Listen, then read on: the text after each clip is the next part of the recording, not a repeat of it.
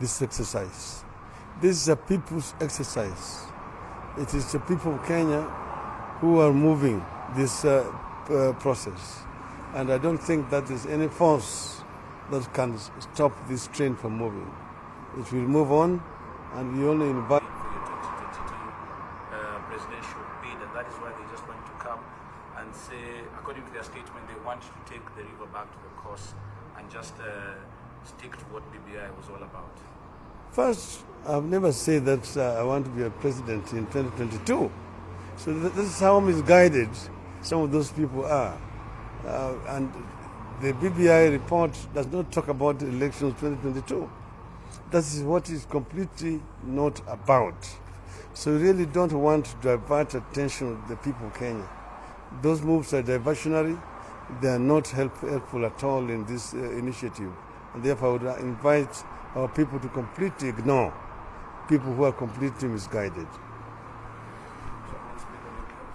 Yeah? Yes. The meeting was about BBI, about uniting Kenyans, and as it were, we want a united Kenya.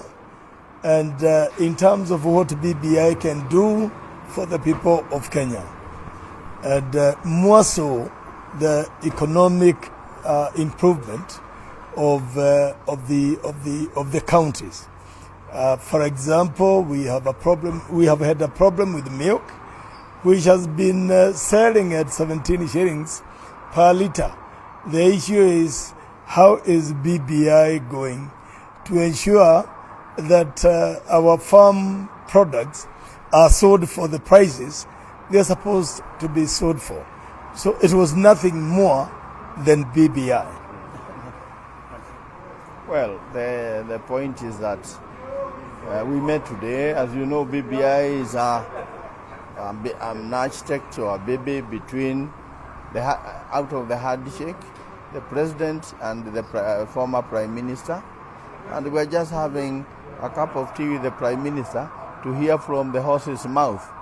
And for us, people of Central, we welcome anything that will bring unity to our people. For us, people of Central, we welcome any idea that will make Kenya a better country, a more united country, with less necessity, less of the wastage through corruption that is there. And that's what BBI is about. And for that matter, our people are looking forward to participating for the benefit of the things that the BBI will bring. You know, we are an agricultural country, and our people are concerned about the returns on their coffee, on their tea, like all other people, and milk, like all other people of Kenya, the western people of sugarcane, and the NEWSLIFE people, about their cereals. Why come talk this? Why come talk about these issues of Mount Kenya with Raila Odinga? Is it that he's too close to the president? No. I mean, you can't. It's not. There's nothing to hide that the former prime minister, out of the handshake, are coordinating and actually they are sharing on the ideas that could take Kenya to a better state. Therefore, when we see him, we are seeing him from that context, that he is sharing in the theme of driving Kenya to a better country with our president. And that's why we felt that having a cup of tea with him is just as good, to be more enlightened. Yeah. For me, the reason I came here is because His Excellency President Uhuru Kenyatta has told us to support the BBI process. He has told us to join the bandwagon. And indeed, we want to thank President Uhuru Kenyatta for that cooperation he is having with the former Prime Minister. Also, because of that, we shall be going to coast. For me, we have made that resolution. We shall join the BBI bandwagon. That is on Saturday. And the other reason was, personally, as the Deputy Chief Whip of the Senate, the Jubilee Party. I came here also to thank the leader of the NASA coalition. Remember, on Tuesday, those of us from Central Kenya, we had been kicked out from a committee that was formed to investigate impeachment proceedings against Waititu. There was no single Central Kenya senator who was in that committee. And it is only after Mr. Orengo brought his troops that we were able to throw out that motion that was brought by my brother Kipchumba, and that discrimination was corrected. And to that extent, I took this opportunity to thank former Prime Minister for saving the people of Central Kenya, because we were on a very negative trajectory. And also to say that Mr. Uhuru Kenyatta has told us to support this BBI process, and we shall be going to coast, and we gave that assurance, so long as BBI addresses the key issues of Central Kenya. Thank you. Yeah, we are here because of, this is the protagonist. He is a handshaker. The other handshaker is our guy, Uhuru Kenyatta. So Senate has been left out, by the way, of the BBI. If you look at the people who are taking the lead, they are the governors and members of the National Assembly. And that is not right, because we as senators are very keen to have Senate become the upper house in this debate.